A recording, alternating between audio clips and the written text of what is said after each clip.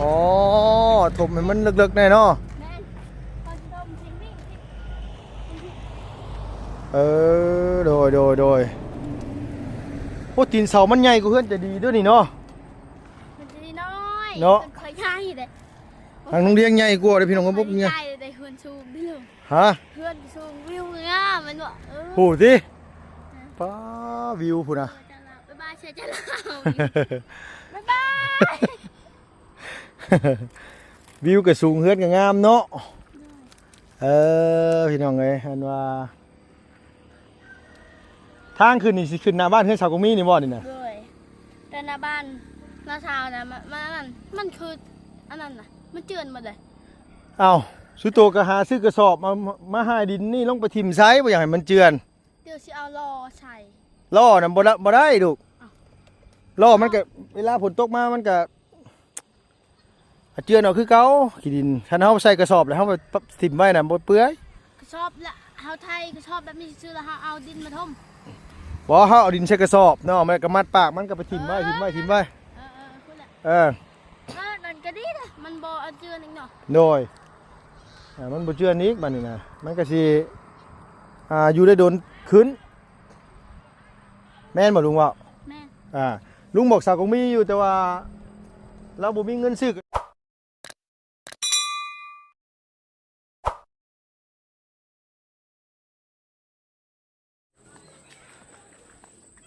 ไปพี่น้องเอ้ยเนาะคอยคำลงแรงพี่น้องเนาะนุ่งกะแลนไปทางอันว่านั่นแน่วาสิมาตอกหลังคาคอกหมูพอบ่ไก่ก็ยังบ่ทันเฮ็ดซ้ำซื้อมาเลยล่ะพี่น้องเอ้ยเพิ่นว่าเพิ่นถึกต่อต้อยว่าซั่นว่าลุงก็ว่าต้อยดนนี่ยังว่าหาแต่พึ่งต้อยสรุปแล้วจักเป็นพึ่งหรือต่อบ่บาดทีนี้นะพี่น้องเอ้ยบ่ได้เห็นแต่เหิงป้องามแต่พอไก่บ่แหน่มาเข้า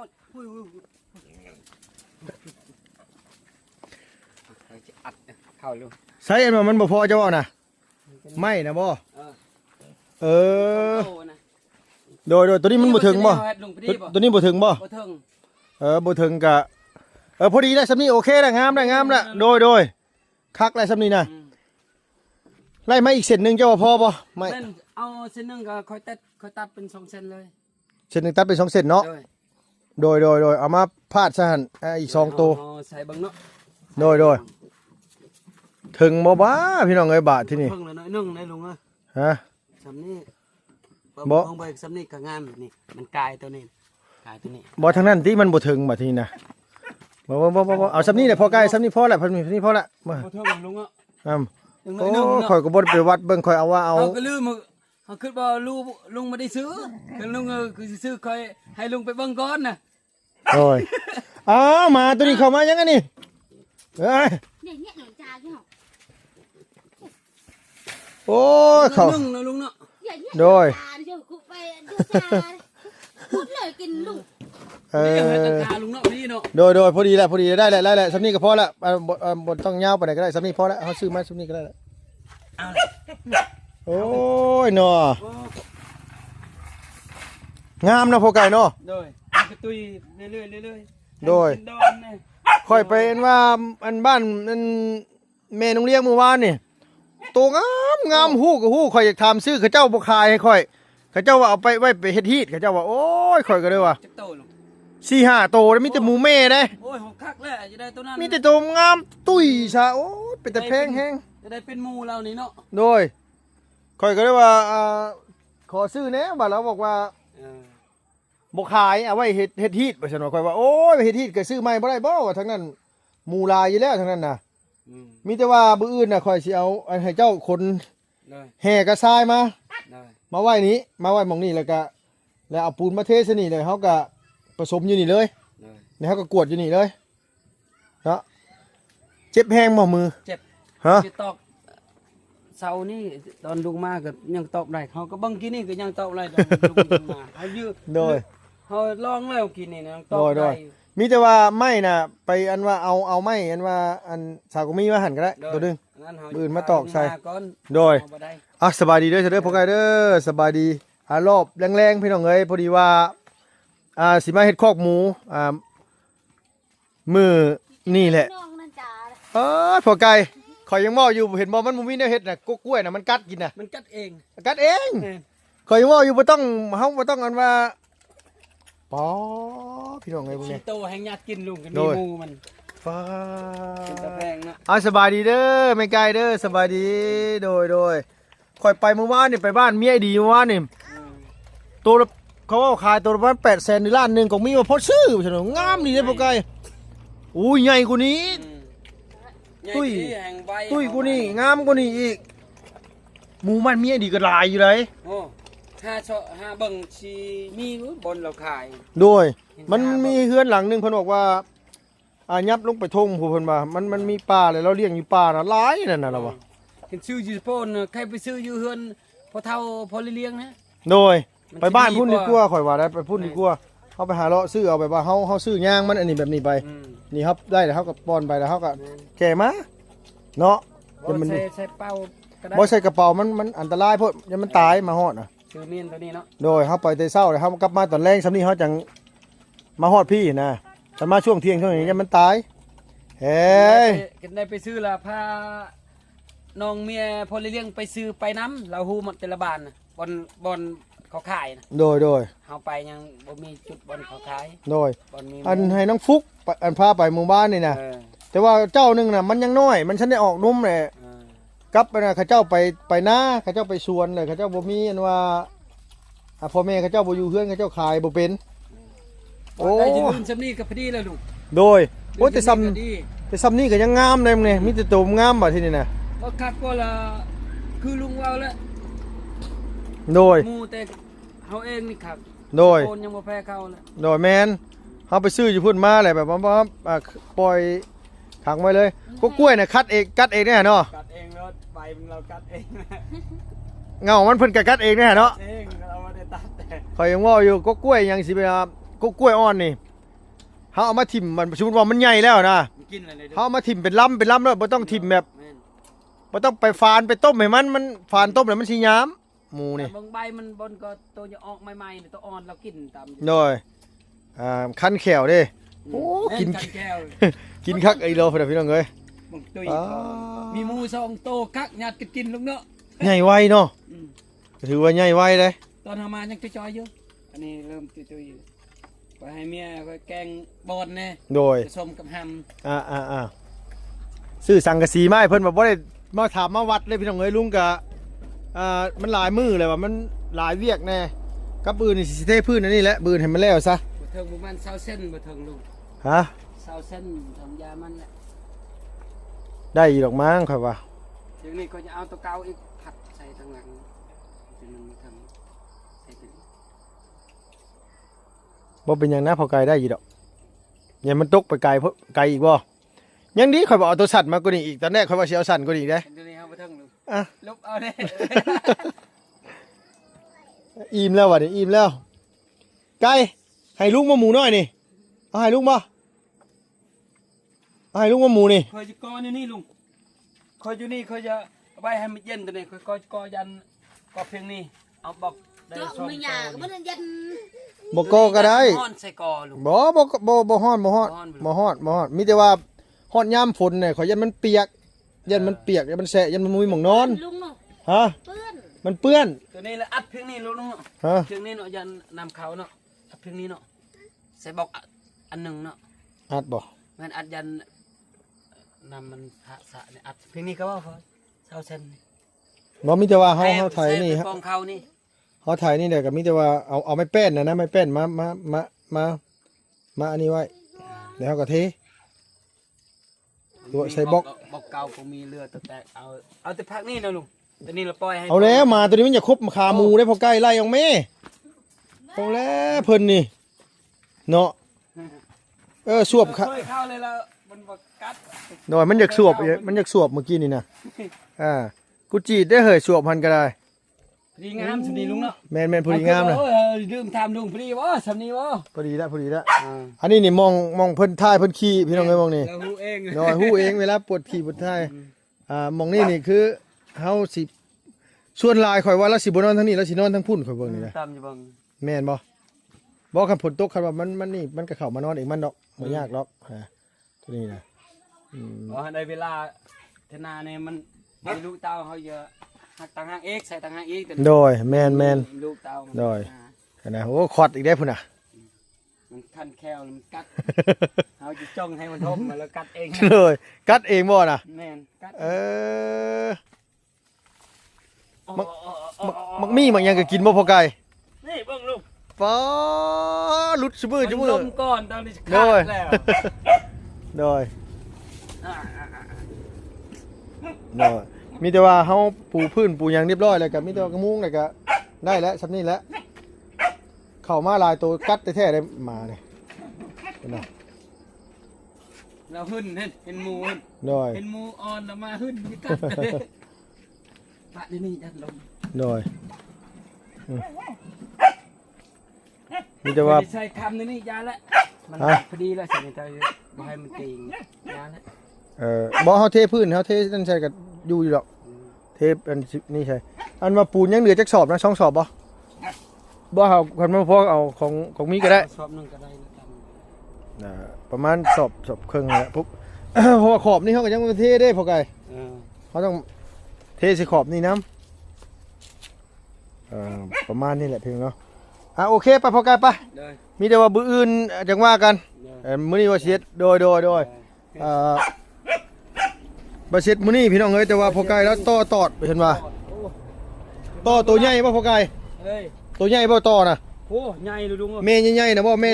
ซ้ำพี่บ่ แม่นซ้ำนี่ตัวแดงๆเขาจะนอนมาลับ2 มือนอนมาลับเลยมันมืนหมดลุง โดย เจ็บหมดเลยนี่เป็นน่องนะ โดย ดำหมด มันโตคุ้มพี่น้องเอ้ยโตดุมเปิ้นน่ะมันอยู่พื้นบ่พอไกล เจ้ามันอยู่พื้นเจ้าอยู่ลุ่มมันไปว่าเขาตัดหญ้านี่ลุง โดย มันเฮ้ยบุ้มตูดโอ้โหเขาจนจักเอามันปีนไปปีนมาเลยโอ้เขาจนเมาเขาก็มาเลยที่สวนมาตัดบ่ได้อีกบ่ได้ตัด โดย เจ็บไปเลยจนยังให้เลย โดยพี่น้องเอ้ย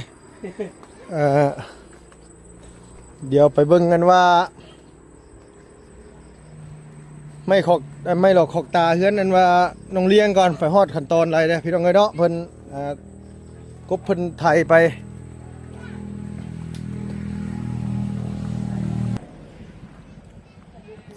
พี่น้องเอ้ยเนาะทางกันว่าเพื่อนน้องเลี้ยงในยินเพิ่นกบไม้แอดอยู่มื้อนี้ก็ได้สบายดีเด้อโดยยังยิ้มเปื่อยๆกินหยังคือแซ่บคือนัวแท้กินขนมจ้าโลดใช้ไปเบิ่งเนาะพาลูกไปเบิ่งดีกว่าไม้ตอกขอกตาฮอดขั้นตอนไหนเด้อเฮ้ยอันนี้นะ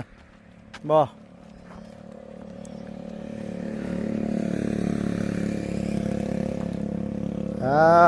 โทษพี่น้องเนาะอันนี้ทางเฮือนสาวของมีเพิ่นเอาดินออก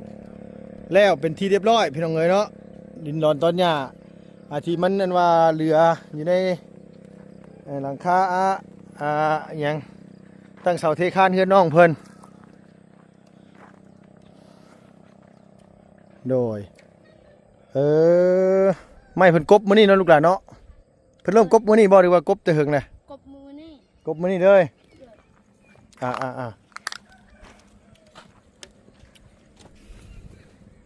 อันนี้5 คูณ 15บ่เนาะ มุกเผื่อ แม่นแหละนะ5 คูณ 15ตัวนี้มันสิใหญ่กว่าหมู่เฮ็ดยังเฮ็ดคางมันคางเฮ็ดคือมัน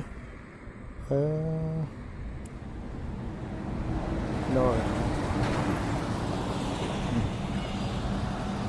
ตีนเสาเพิ่นเอามาแล้วบ่นาง มาแล้ว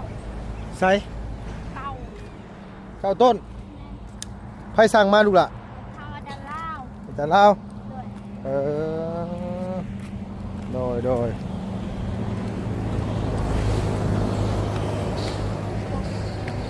ป๋อคือสั่งมาสูงเถอะเฮ้ย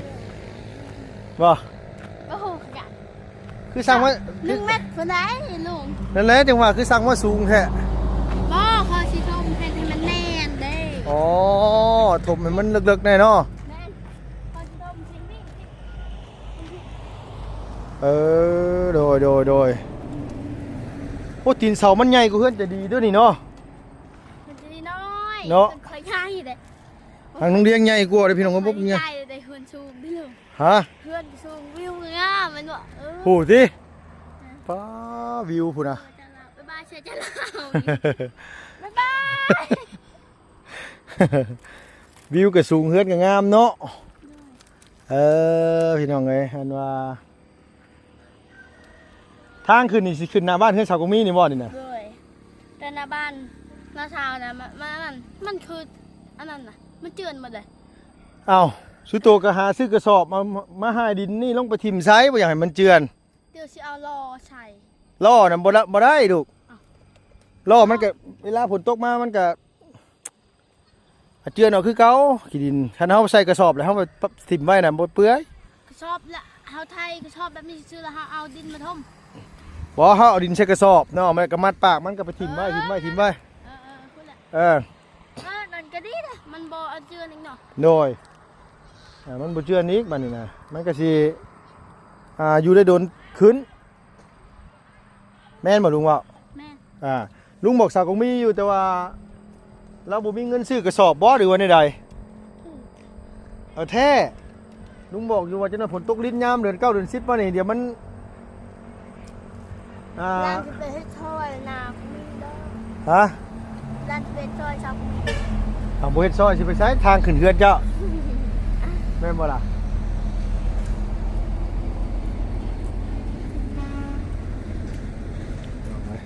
ไปลงข้างล่างพุ่นลูกหลับปะทางกันว่าไม่ตอกขอบตาเพิ่นกบไว้แล้วพี่น้องเอ้ยเนาะทางเฮือนอันว่าทางอีหล่าเลี้ยงพี่น้องเนาะทางอ้ายเพิ่นอยากให้ต่อเสาเฮือนเสากงมีขึ้นอีกนี่พี่น้องเอ้ย เท่านัก บ่ต่อเสาอันข้างหลังหั่นเด้ ค่ะ ตัวข้างหลังมันต่ำโพดเพิ่นอยากให้ต่อขึ้นอีกแม่นก็มันต่ำใช่เหรอ ต่ำมาแหละต่ำอีหลีก็ต่ำแฮง ท่านเขาเอิ้นว่าเสาต่ำน่ะปะไว้อยู่ข้างหน้าเสาสูงปะไว้ข้างหลัง อันนี้เสาเฮือนครัวนี่นะพี่น้องเนาะอ้ายเพิ่นว่ามันต่ำโพดมีแต่ว่าเพิ่มบอกให้สร้างเพิ่นต่อขึ้นในอันนั้นอีกเด้อบ่ซั่นว่าก็สิได้ต่อขึ้นอีกแล้ว กันบ่ลูก ต่อขึ้นให้มันสูงกว่านี้หนิดนึงนะลูกแต่ว่าต่อขึ้นให้มันสูงกว่านี้ก็นี่แหละให้มันพาดอันหลังคามาให้มันนี่แน่ เลย โดย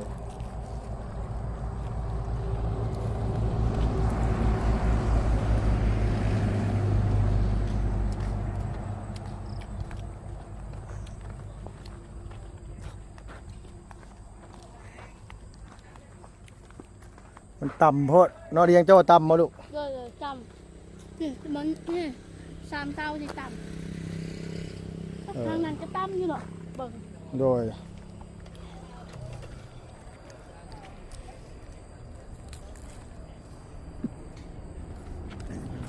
ต่ำแห้งพี่น้องเนาะก็ข้างหน้านี่สิพอดีแล้วข้างหน้า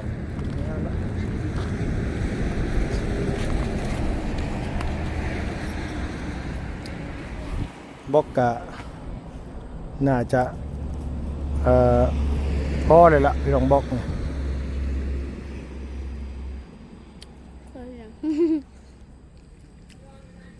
คือสินานแล้วเติบอยู่ดอกเขื่อนสาวกงมีนี่พูดได้พี่น้องเดือน12ปีหน้าจักสิได้อยู่พุ่นนี่ฮะ ช่องเป้เมื่อ โดยปีหน้าพูดได้มันบ่แล้วเห็นไหมมันงบมันมาทีละหน่อยเนาะ เพื่อนแบบหน้ากูมีไปแล้วต้องมีไปนอนเฮือนคอยก็ได้ โดยก็สิไปนอนเฮือนเจ้าแล้วสิไปนอนเฮือนไผซะ นอนเป็นมุ้งคอยก็สิถ้าเราประกล้าศไปนอนคอยจะเอิ้นนอกลาวนะ โดย เรายากนะ อันนี้นี่คือมันเป็นโกนที่นะเห็นบ่เดียง เจือน มันเจือนลูกล่ะนี่ ต้นไม่ใช่อันนั้นนะนั่นหน้ากูมีอันนั้นกูมีปลูกอันนั้นมึงนะ โดย เดี๋ยวลบมันจากนี้ได้หนู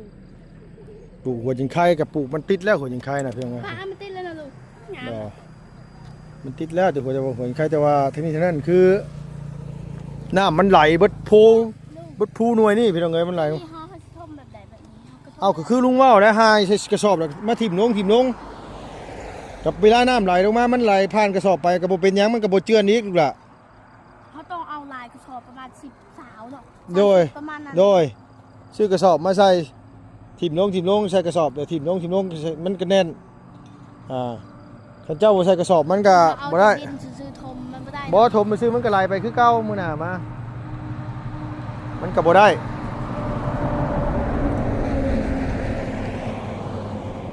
มันคือเก่ามันนั่นแหละน้องพี่น้องลุงว่าสิสั่งไม้มาพี่น้องเอ้ยทางกันว่า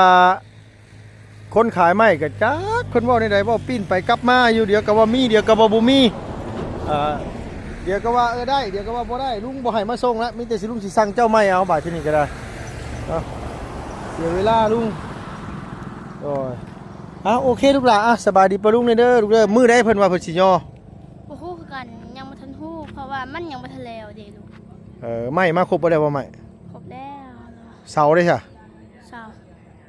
เอาสาวนั้น ได้เพิ่นสิมาคนเอาเสาอันนี้ไปมากบบ่ ด้วย อ๋อ ต้องหลายคนเด้คน โดยโอเคสรุปแล้วมีแต่ว่าสำหรับคลิปนี้ลุงขออนุญาตจบคลิปก่อนนะเพิ่นเด้อขอบคุณหลายๆอยู่ดีมีแฮงอย่าเจ็บอย่าจนร่ำรวยสุขภาพพลามัยแข็งแรงเพิ่นเนาะอายุมั่นขวัญยืนไปแล้วพี่น้องบ๊ายบายสบายดีเด้อพี่น้องเด้อ